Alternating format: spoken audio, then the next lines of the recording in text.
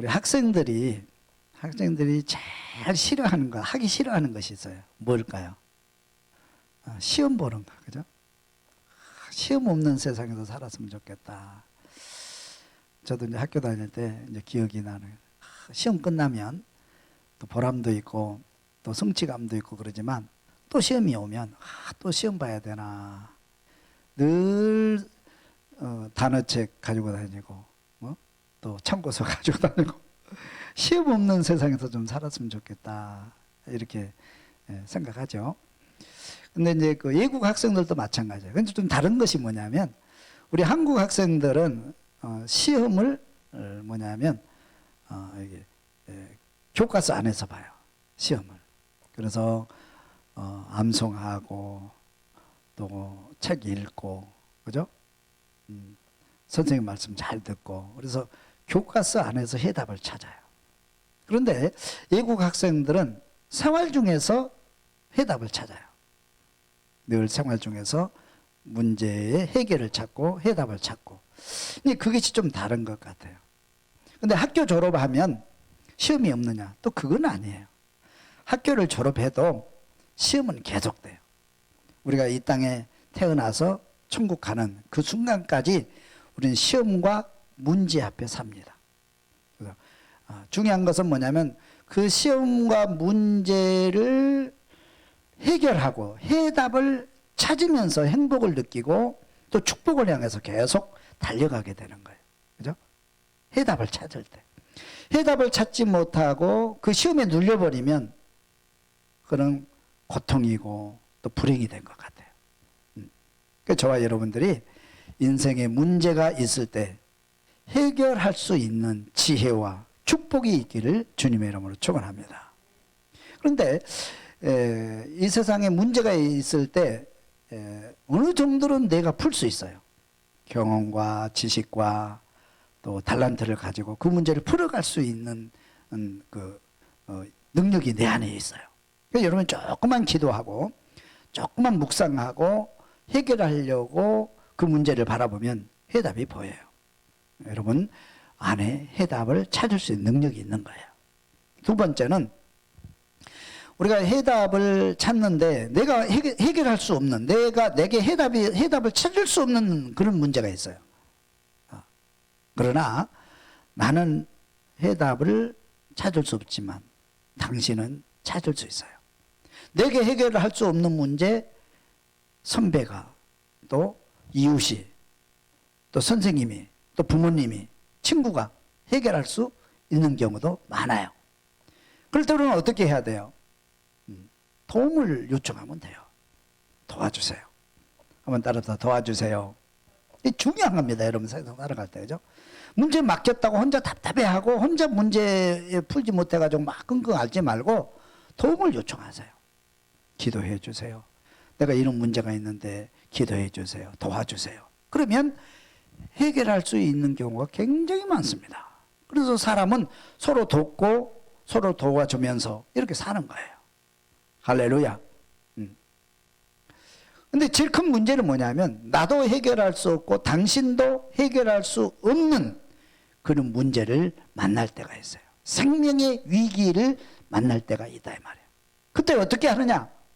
그때 우리는 어떻게 하겠어요? 나도 해결할 수 없고 당신도 해결할 수 없어요. 아무도 해결할 수 없어요. 중요한 게 있어요. 해답입니다. 하나님이 도우시면 해결할 수 있어요. 하나님이 도우시면 해결된다. 믿으시면 아멘. 이거 간단한 것 같지만 아주 중요한 거고 또 이게 어려운 거예요. 그래서 예수를 안 믿는 사람들은 여기서 끝나요.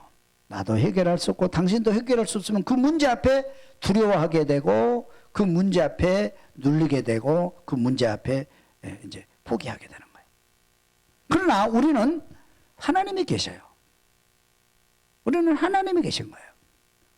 그래서 하나님께 기도하고 하나님께 맡기면 하나님께서 그 문제를 해결해 주심으로 우리는 위기를 극복할 수 있게 되는 거예요. 할렐루야. 그런 역사가 여러분 가운데 임하기를 주님의 이름으로 축원합니다. 그래서 오늘 성경을 통해서 성경의 인물을 통해서 이 문제를 어떻게 해결해 왔는지 살펴보면서 그 지혜를 얻을 수 있기를 주님의 이름으로 축원합니다. 첫째는 모세의 위기입니다. 모세의 위기. 모세를 보면은 상황을 보면은 모세가 10가지 재앙을 애굽의 바로 앞에 내리게 됩니다. 마지막 장자의 재앙이 임할 때 바로 왕이 두 손을 번쩍 들어요. 다 데리고 가라. 다 데리고 떠나라. 떠날 때 그냥 떠나지 말고 다 가지고 가라. 필요한 거 다 가지고 가라. 금은 보석도 다 가지고 가라. 그래서 이스라엘 백성들이 모든 필요한 것을 챙기고 바리바리 싸가지고 애굽에서 나왔어요. 근데 이제 한참 진행을 하는데 홍해 앞에까지 오게 되죠. 그런데 바로 왕이 생각이 바뀐 거예요. 너무 억울해, 생각해 보니까. 그래서 이거 안 되겠다. 그래서 다시 찾으려고 군대를 일으켜서 애굽의 군대를 일으켜서 바로 왕을 그 모세를 추격하게 됩니다. 그 이제 진 앞에까지 오게 된 거예요. 그래서 백성들이 여기서 두려워하게 되고 무서워하게 되고 위기를 만나게 되는 거예요. 이 위기를 모세가 어떻게 극복하고 있는지 살펴보겠어요. 자, 출애굽기 14장 9절을 한번 읽어볼까요? 다 같이 읽어봅니다. 애굽 사람들과 바로의 말들, 병거들과 그 마병과 그 군대가 그들의 뒤를 따라 바알스불 맞은편 피아 히롯 곁 해변 그들이 장막 친 데에 미친지라. 다 왔어요. 바로가 가까이 올 때에 이스라엘 자손이 눈을 들어본즉 애굽 사람들이 애굽 군대가 자기들 뒤에 이른지라. 이스라엘 자손이 심히 두려워하여 뭐하여? 심히 두려워하여 여호와께 부르짖고 그들이 또 모세에게 이르되 애굽에 매장지가 없어서 당신이 우리를 이끌어내어 이 광야에서 죽게 하느냐. 어찌하여 당신이 우리를 애굽에서 이끌어내어 우리에게 이같이 하느냐. 애굽 사람을 섬기는 것이 광야에서 죽는 것보다 낫겠노라. 위기를 만난 거예요. 근데 백성들이 두려워합니다. 무서워합니다. 그러면서 두려움을 지나서 이제 원망을 해요. 원망을. 모세를 향해서 원망합니다. 어째서 우리를 이끌어내서 여기서 죽게 하느냐. 그리고 하나님을 원망하게 돼요. 두려움은 원망으로 발전하고 원망은 곧 죽음이죠. 그럼 잘 아는데, 그죠? 위기를 만났을 때. 그런데 백성들이 막 모세에게 돌을 들고 막 불평하고 원망하고 막 이렇게 있을 때, 위기 속에 있을 때 모세가 백성들을 모아놓고 이렇게 설교를 합니다. 우리가 그 미드라시를 보면 이런 설교 내용이 있어요. 모세가 백성들을 모아놓습니다. 여러분, 지금 비둘기 한 마리가 한가롭게 놀고 있습니다. 그런데 갑자기 저쪽에서 독수리 한 마리가 비둘기를 향해서 날아오고 있습니다. 비둘기는 도망가기 시작합니다. 자기 힘을 다해서 도망을 가보지만 도망갈 수가 없습니다. 그래서 눈을 들어보니 바위가 있는데 바위 틈에 작은 굴을 발견하게 되었어요. 비둘기는 들어갈 수 있고 독수리는 들어갈 수 없는 그런 구멍입니다. 옳다 싶어서 비둘기는 그 구멍으로 쏙 들어갔어요. 독수리는 그 비둘기를 따라 들어갈 수 없기 때문에 그 구멍 앞에서 나오기만을 기다리고 있습니다. 그런데 그 굴은 다른 굴이 아니고 독사의 굴이었습니다. 그 안쪽에서 독사가 혀를 날름거리면서 들어오는 비둘기를 향해서 추격해 오고 있습니다. 밖에는 독수리가 기다리고 있습니다. 이제 앞으로도 갈 수 없고 뒤로도 갈 수 없고 아무것도 할 수 없는 가운데 떨고 있을 때에 비둘기 주인이 지팡이를 들고 와서 독수리를 쫓아버리고 독사굴에 독사를 때려잡고 그리고 비둘기를 구원해냅니다. 그리고 품 안에 안고 집으로 돌아왔습니다. 여러분, 바로 우리가 이런 것과 같습니다. 지금 애국 군대가 추격해 오고 앞에는 도망갈 수 없는 홍해 바다가 가로막혀 있습니다. 우리는 꼼짝없이 죽을 수밖에 없습니다. 우리는 아무것도 할 수 없습니다. 그러나 우리 주인이 계십니다. 우리에게는 하나님이 계십니다. 하나님께서 애굽을 치시고 애굽 군대를 치시고 우리를 홍해 바다로부터 구원해 낼 것입니다. 그러면서 설교를 계속합니다. 그 설교 내용을 한번 다시 들어보도록 하겠습니다. 출애굽기 14장 13절 말씀 같이 한번 읽어볼까요? 모세가 백성에게 이르되 너희는 두려워하지 말고 가만히 서서 여호와께서 오늘 너희를 위하여 행하시는 구원을 보라. 너희가 오늘 본 애굽 사람을 영원히 다시 보지 아니하리라. 여호와께서 너희를 위하여 싸우시리니 너희는 가만히 있을지니라. 한번 따라합시다. 여호와께서 너희를 위하여 싸우시리니 너희는 가만히 있을지니라. 유명한 설교를 하게 돼요. 여호와께서 너희를 위하여 싸우시니 너희는 가만히 있을지어다. 하나님의 구원을 보라. 정말로 하나님께서 홍해를 가르쳐서 이스라엘 백성들을 한 사람도 다치지 않고 다 구원시켰어요. 그리고 그 추기교는 애국 군대를 물고기 밥이 되게 하셨습니다. 그리고 영원히 그들을 보지 못하게 하셨어요. 이것이 하나님의 역사입니다. 다시 말하면 우리가 위기를 만났을 때 하나님께 기도하십시오. 하나님 우리 기도를 드시고 반드시 오셔서 우리를 도우십니다. 하나님이 도우시면 우리는 그 생명 위기에서 나올 수 있어요. 구원받을 수 있어요. 저와 님들이 위기 가운데 하나님의 도우심을 받을 수 있기를 주님의 이름으로 축원합니다. 그 다음에 사무엘의 위기를 한번 보겠습니다. 사무엘의 위기. 사무엘의 위기를 보면 당시의 지도자가 엘리 제사장입니다. 엘리 제사장에게는 두 아들이 있었는데 두 아들이 제사장이 되었어요. 블레셋 군대의 추격이 있었습니다. 그 두 제사장이 법궤를 메고 전쟁터에 나갔지만 패배하고 말았어요. 법궤를 빼앗기고 말았어요. 그 소식을 들은 엘리 제사장 기절해서 죽고 말았습니다. 나라가 완전히 망했어요. 그 다음 지도자가 누구냐면 사무엘입니다.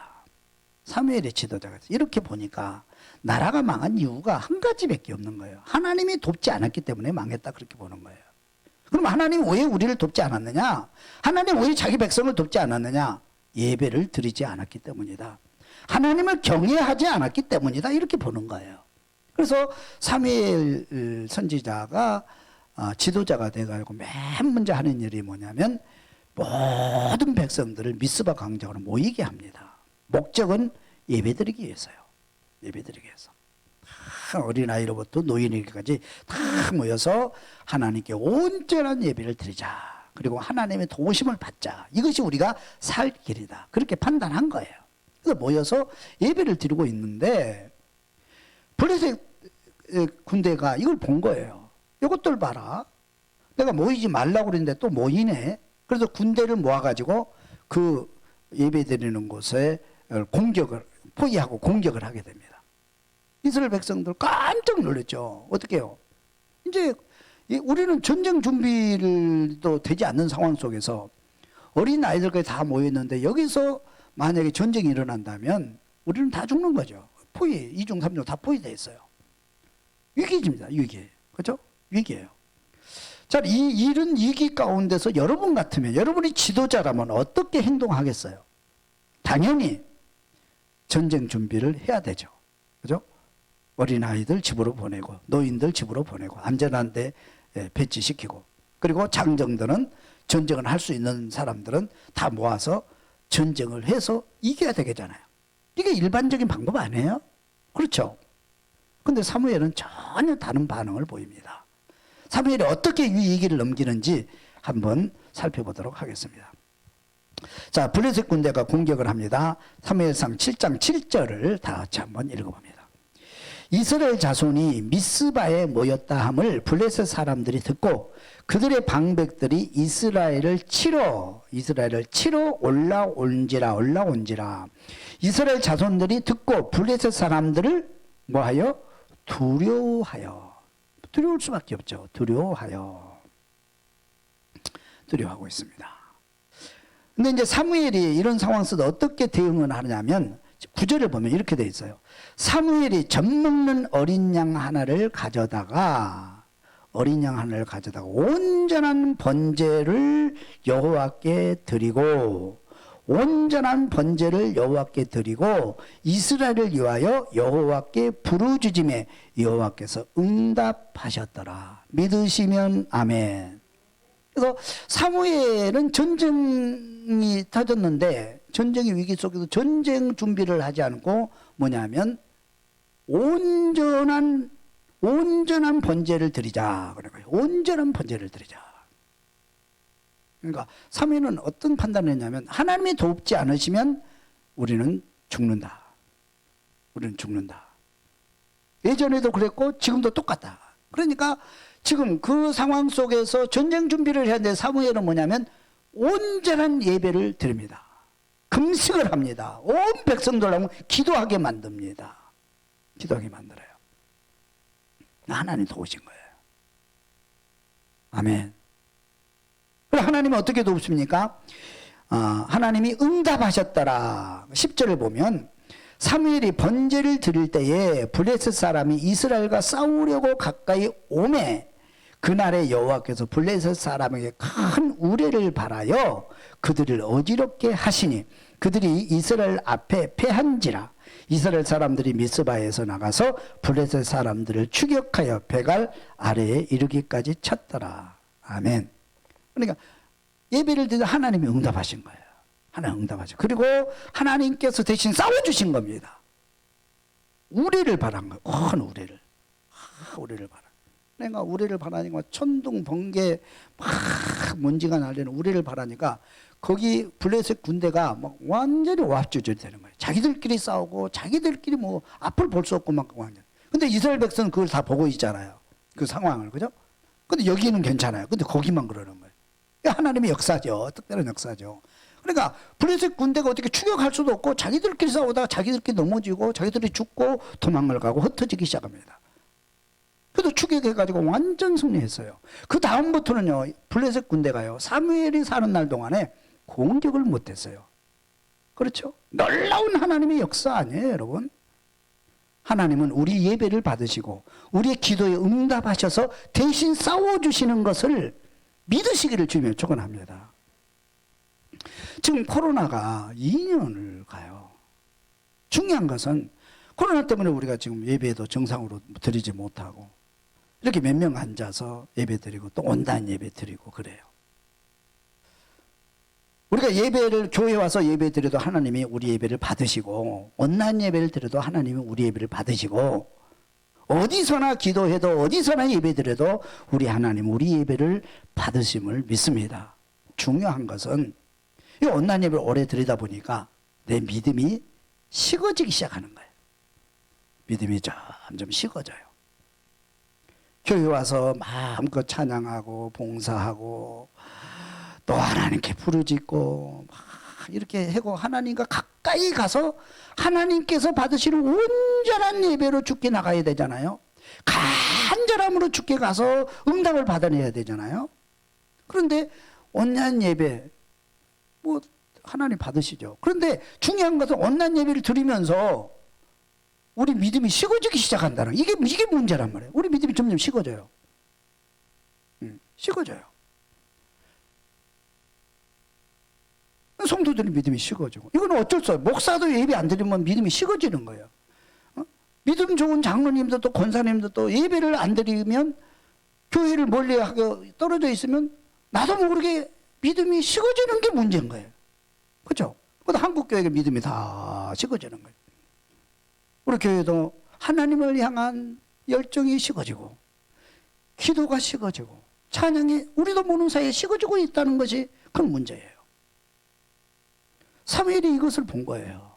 우리 믿음이 식어지면 하나님이 우리를 돕지 않는다는 거예요. 그러나 우리 믿음이 온전한 믿음으로 회복되어지면, 온전한 번제로 주께 나가면 하나님께서 우리 부르짖음을 들으시고 우리를 대신해서 싸워주신다 하는 거예요. 믿으시기를 주면 축원합니다.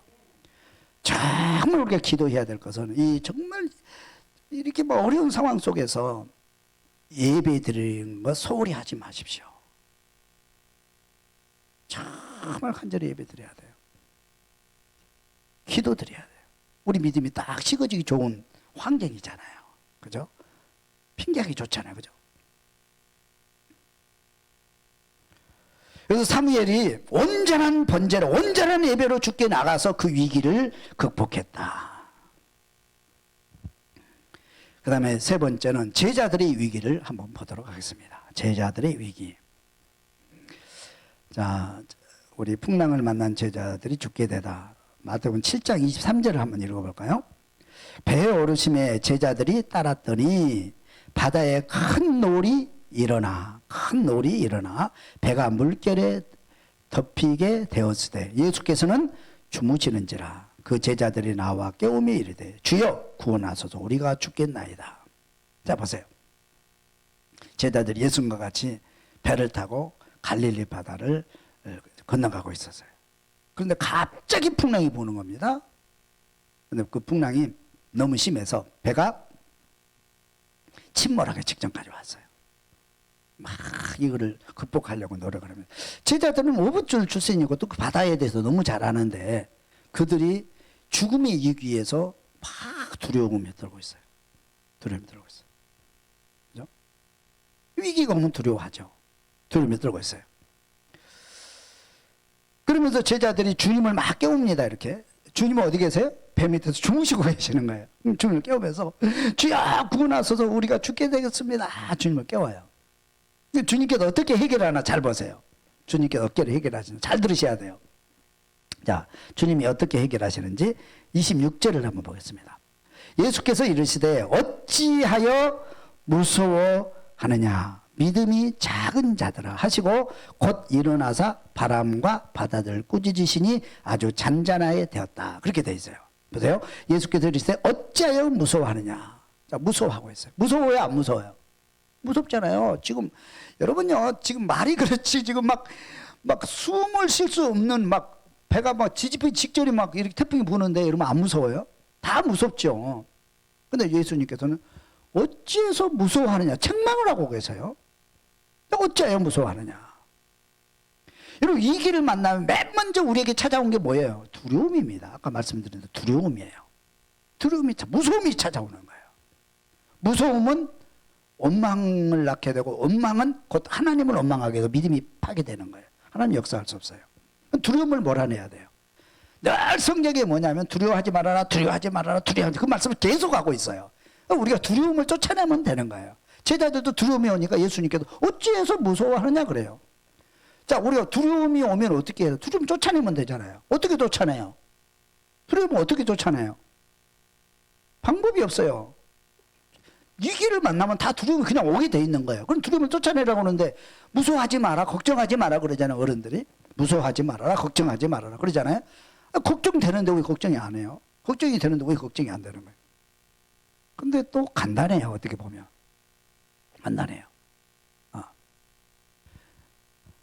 두려움이 사라지게 되는 것은 위기 때문에 두려움이 오는데 그 위기를 도와줄 수 있는 분이 나와 함께 계신다는 믿음이 오는 순간에, 그 믿음이 오는 순간에 두려움은 사라지게 돼 있어요.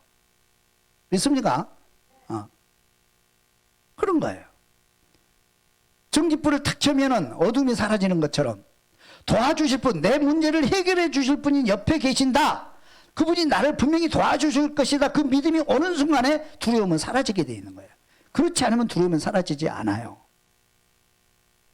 사라지지 않아요. 그래서 제자들에게 어찌하여 무서워하느냐 믿음이 적은 자들아 그렇게 얘기하잖아요. 그건 뭐냐, 왜 믿지 않느냐, 왜 하나님을 안 믿느냐 이거예요. 그죠? 내가 여기 있잖아. 하나님의 아들 내가 여기 있는데 왜 두려워하느냐는 거야. 내가 도와줄 건데, 내가 해결해 줄 건데, 할렐루야, 이런 거야. 우리 주님이, 하나님의 아들 예수님이 옆에 계시는데 왜 두려워하느냐는 거예요. 믿음이 적은 자들. 아직도 하나님을, 예수님을 못 믿고 있다는 얘기죠. 믿음이 적은 자들아. 왜 하나님 안 믿느냐는 거죠. 그러면서 보여줍니다, 실제로. 그러면서 일어나가지고 바람과 바다를 꾸짖으시니 그랬어요.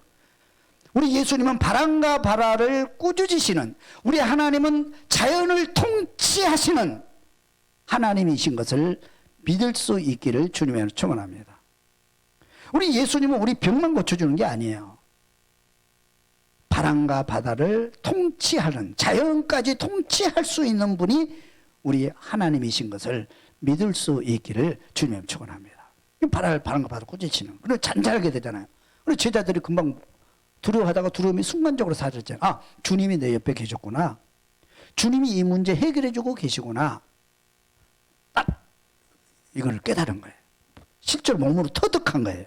주님이 함께 계시면 문제 해결할 수 있고 두려워할 필요가 없구나. 이렇게 깨달은 거예요. 그래서 나중에 제자들이, 중요한 건 제자들 한 명도, 단 한 명도 두려움에 쌓여있는 사람 한 명도 없었어요. 다 담대해요. 공의 앞에서도 담대합니다. 정치인들 앞에서도 담대합니다. 죽음 앞에서도 담대합니다. 그 담대한 믿음이 어디서부터 왔느냐면 하나님이 나와 함께 하신다. 그 믿음이 왔기 때문에 담대해지는 거예요. 얘는 하나님이 나와 함께 하신다는 믿음을 가지시고 담대하게 세상을 이길 수 있기를 주님의 이름으로 축원합니다. 그 다음에 바울의 이기를 한번 보겠습니다. 바울의 이기. 풍랑 앞에 구원의 여망이 없더라. 18절, 사도행전 27장 18절 다감시 하면 있습니다. 우리가 풍랑으로 심히 애쓰다가 이튿날 사고들이 짐을 바다에 풀어버리고 사흘째 되는 날에 배의 기구를 그들의 손에서 내버리니라. 여러 날 동안 해도 별도 보이지 아니하고 큰 풍랑이 그대로 있음에 구원의 여망마저 없어졌더라. 그런데 우리가 잘 아는 사도 바울이 제수의 몸으로 배를 타고 노마로 가는 도중에 풍랑을 만난 거예요. 그죠? 풍랑을 만나고 그 풍랑을 이기려고 뭐 다 합니다. 배 기구도 버려보고 뭐 이렇게 짐도 버리고 자기 할 수 있는 거 다 했어요. 그러나 며칠 동안 해와 달을 보지 못하고 풍랑을 꺾을 수가 없는 거예요. 그래서 이제 포기합니다. 우리는 죽었다. 죽음의 이기 앞에 딱 서는 거예요. 그래서 죽음의 구원의 여망이 없어졌더라. 죽음 앞에 딱 서는 거예요. 다 두려움에 지금 휩싸여 있는 거죠. 밥도 못 먹어요. 두려우면 밥이 넘어갑니까? 밥도 못 먹는 거죠. 우리 동성에서. 근데 사도 바울이 이 문제를 해결해요. 사도 바울이, 그죠? 사도 바울이 어떻게 해결하는지 보겠어요? 사도 27장 22절을 봅니다. 내가 너희를 권하노니 이제는 안심하라. 너희 중 아무도 생명에는 아무런 손상이 없겠고 오직 배뿐이니라. 내게 속한 바 곧 내가 섬기는 하나님의 사자가 어젯밤에 내 곁에 서서 말하되 바울아 두려워하지 말라. 내가 가이사 앞에 서야 하겠고 또 하나님께서 너와 함께 항해하는 자를 다 내게 주셨다 하였으니 그러므로 여러분이여 안심하라. 나는 내게 말씀하신 그대로 되리라고 하나님을 믿노라. 그런즉 우리가 반드시 한 섬에 걸리리라 하더라. 아멘. 사도 바울이 이 가운데서 이 위기 가운데서 이제 죽을 수밖에 없잖아요. 이건 구원의 여망이 전혀 없어요. 지금 할 수 있는 게 아무것도 없는 거예요. 이때 사도 바울은 엎드려서 기도했고 기도할 때 하나님의 사자가 찾아오셨고 그리고 도와주십니다. 할렐루야. 그래서 이렇게 잊히죠. 이제는 안심하라. 하나님이 도우신다. 이렇게 잊히는 거예요. 그래서 그 배가 안전하게 이제 섬에 도착하게 되고 한 사람도 다치지 않고 다 구원을 받았어요. 얼마나 멋있어요. 하나님이 도우시잖아요. 하나님 믿으시면 아멘. 하나님은 오늘도 저와 여러분을 지키시고 도우신 줄로 믿습니다. 다시 정리하면 우리는 세상에 살면서 많은 문제 속에 삽니다. 이 문제는 우리가 태어나서 하늘나라에 갈 때까지 계속됩니다. 크고 작은 문제 앞에 있는 거예요. 우리는 그 문제를 해결하고 그 문제를 통해서 축복으로 또 나아가야 되고 행복으로 나아가야 돼요. 우리는 문제를 해결할 수 있는 능력이 있습니다. 우리는 내가 해결하지 못한다 할지라도 해결할 수 있는 능력을 가진 사람이 또 옆에 있어요. 도움을 요청하면 함께 연합해서 우리는 세상의 문제를 풀어가는 거예요. 할렐루야. 문제를 풀어갈 수 있기를 주님을 축원합니다. 그런데 우리는 세상에 살면서 나도 해결할 수 없고 당신도 해결할 수 없는 생명의 위기 앞에 설 때가 있어요. 세상 사람들은 그 문제 앞에 좌절하고 두려워하고 모든 인생을 포기합니다. 그러나 우리는 그 문제를 해결할 수 있어요. 해결할 수 있어요. 왜? 하나님이 도와주시면 해결이 가능합니다. 할렐루야. 그래서 우리 믿는 사람들은 내 옆에 하나님이 계셔요. 하나님께 기도하세요. 기도하면 하나님께서 우리의 기도를 들으시고 하나님께서 나 대신 그 문제를 해결해 주시는 거예요. 그래서 우리는 생명의 위기를 극복하고 승리할 수 있고 하나님께 영광을 돌려드릴 수 있게 되는 것입니다. 할렐루야. 그래서 모세도 보면 그 홍해 앞에서 그 위기를 만났을 때 외칩니다. 여호와께서 너희를 위하여 싸우시리니 너희는 가만히 있을지어다 외칠 수 있어서요. 하나님께서 싸우셔서 홍해를 건너게 하시고 애국 군대를 물속에 고기밥이 되게 하시고 승리를 주셨어요. 할렐루야. 사무엘이 이 길을 만났을 때 하나님만이 우리를 도울 수 있다 믿고 하나님 앞에 온전한 번제, 온전한 예배로 나갈 때 그리고 부르짖어 기도할 때 하나님께서는 그 기도를 들으시고 그 온전한 예배를 받으시고 대신 싸워주셨어요. 그래서 블레셋 군대를 물리치시고 그리고 사무엘이 사는 날 동안에 다시는 블레셋 군대가 전쟁을 일으키지 못하게 하시고 평화를 주셨어요. 할렐루야. 제자들이 풍랑을 만나서 우리를 도와주세요. 두려움에 쌓여 있을 때 주님께서 해결해 주십니다. 주님께서 말씀하십니다. 어찌하여 무서워하느냐 믿음이 작은 자들아 하시고 곧 일어나서 바람과 바다를 꾸짖으시니 아주 잔잔하게 되거늘. 제자들은 깨닫고 제자들은 알았어요. 주님이 내 곁에 계시면 되는구나. 주님이 내 곁에 계시면 주님께서 생명의 이 가운데 나를 지켜주시는구나 깨닫고 두려움을 물리치고 세상의 승리자가 되었어요. 할렐루야. 바울도 풍랑 앞에서 구원의 여망이 없을 때에 하나님의 음성을 듣고 이렇게 외칩니다. 내가 너희를 권하노니 이제는 안심하라. 이제는 안심하라. 두려워하지 말라. 하나님 우리를 도우신다. 그렇게 외칠 수 있었어요. 그 외침대로 하나님은 바울이 탄 배의 모든 사람들 다 하나도 다치지 않고 구원해 내시고 하나님 영광 받으신 거예요. 저와 여러분 세상에서 문제를 해결하시고 생명의 위기에 섰다 할지라도 하나님께 기도하고 하나님께 부르짖어 하나님의 도우심으로 승리할 수 있기를 주님의 이름으로 축원합니다. 기도드리겠어요.